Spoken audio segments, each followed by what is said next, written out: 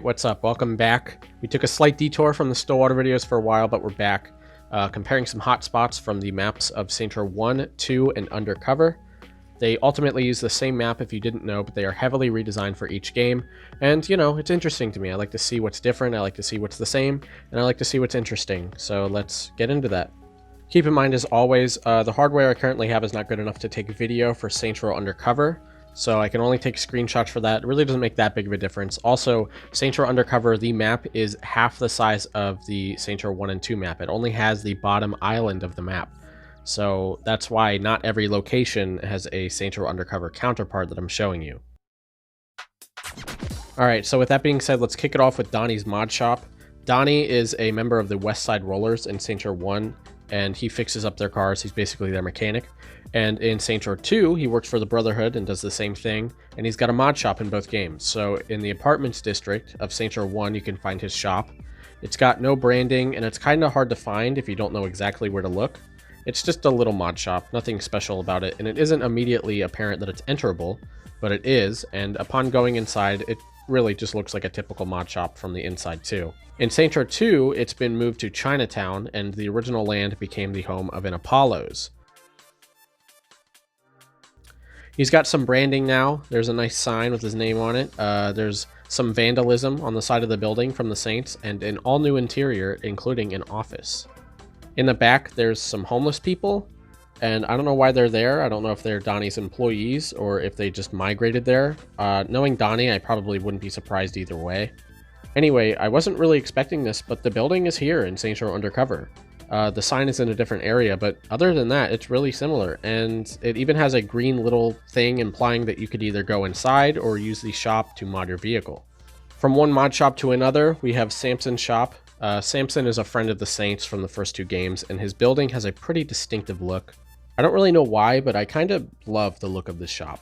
Regardless, the building was moved for Saints Row 2, but despite being moved, it's the exact same building, just with different textures, as if they took a crane or something and just moved the building in its entirety to a new location. Again, here it is in Saints Row Undercover, just a lower detail version of Saints Row 2's iteration. This is the big-ass statue across from the courtyard in Saints Row 1. It's commemorating some bowler, I guess. The statue's holding a bowling ball. The other side of the area has a bunch of giant bowling pins. Kind of gave it away. In Saints Row 2, the statue was changed into a soldier, and the other side doesn't have any bowling pins anymore. It doesn't have anything to replace it. And I'm not sure who these people are. I checked the wiki, I asked the Saints Row Discord. I got nothing. Technically legal. This place has the prestigious title of being the most famous strip club in all of Saints Row, probably. So congrats on that. But anyway, in Saints Row 1, the building is already pretty fancy. It looks pretty good, and it's not like Altor gave it a complete overhaul in Saints Row 2, but it does look that much better. The interior as well is much of the same. Clearly the same building, but the improvement is there.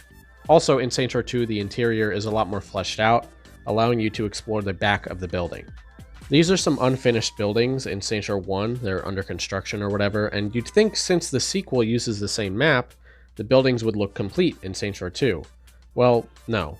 These buildings are long gone. Like we've seen so many times before, the row was completely overhauled by Altor.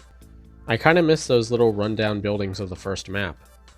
In Saints Row Undercover, you can basically tell they're the same buildings from 2, but like almost always, the detail is thrown right out the window. This is Stocks. It's a gay club in Stillwater that's probably better known as Cox in Saints Row 2.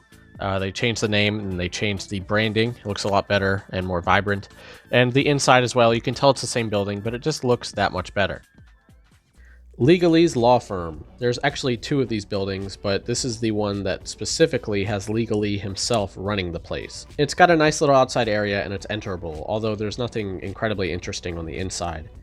In Saints Row 2, the building is more or less the same, but it's no longer enterable. But if you manage to glitch yourself inside, the interior is nowhere to be found.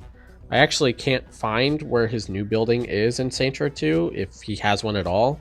Special thanks to Cole Kane from the Saints Row Discord for helping me look for it, but we couldn't find anything. This is King's Plaza downtown. It doesn't have an incredible amount of things going on, but it's just an interesting little area downtown in Saints Row 2 that looks completely different in the original. It's just a good little example of how much this city has changed between games. So this right here is basically Stillwater's version of Times Square, the heart of downtown, and it doesn't look like much in Saints Row 1, but if you see it in the sequel, it's quite the difference. This place is incredible. If I recall correctly from one of Volition's streams, this area was added very late into Saints Row 2's development cycle, and it was a hassle to put in due to memory limitations, but I'd say it was worth it. Lastly, here is essentially the skyline of Saints Row. Not too impressive in the first game considering Saints Row is just a little ghetto district, but thanks to Altor we got skyscrapers galore in the sequel. This just looks beautiful. What does it look like in Saints Row Undercover? Take a guess. It looks like dog shit. This shot of the skyline in Saints Row 1, 2, and Undercover kind of fading into each other, it kind of sums up the map of each game in my opinion. You've got like the grimy ghetto of Saints Row 1, the complete overhaul from Altor and Saints Row 2, and the dog shit draw distance of Saints Row Undercover. I don't know. I thought it was interesting. So there you go. There's some more Stillwater spots. Yeah, I realize I didn't do all too much with the Undercover side of things this time. I'll try to make up for that in the next video. And if you have any requests for any areas that you want to see next, go ahead and leave a comment, and I'll see what I can do for part 4. Anyway, thanks for watching. I hope you had fun watching it. I had fun making it, and I'll see you guys next time.